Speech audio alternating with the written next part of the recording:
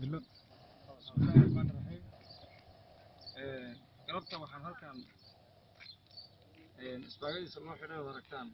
waa saldhigga degmada Yeed oo shaqadiisa ay bilaabatay galabta waxaa weeye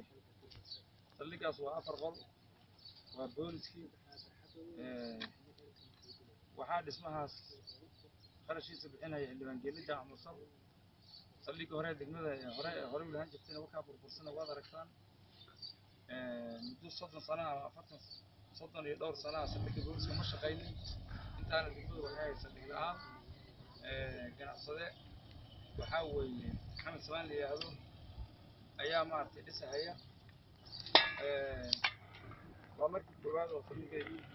maaragtay hoggiisa ay waxaa weeye shaqadiisa ay noo bilaabatay degmada waxaa maamulkiina dhalinyarada kuwa shaqada haya hawshaa way noo bilaabatay wax walbana marka ugu dhammaadaan intii maaragtay qarashka bixisay oo saldhigga degmada wax ku darfatayna ilaahay ajirka ka siiyo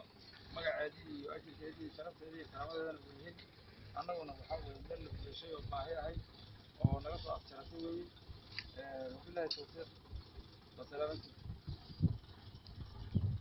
بسم الله الرحمن الرحيم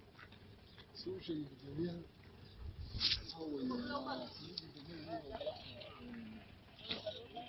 واحد يتفاضل سيد وحادث هاي غير الغرف والبطولة حادث هاي أولا تجميع كنا سيد الله يقاك إسحاقانا لنا سيدة المرأة الإنسان سيارة ربطتي سيكرات ونفي كلها سيدة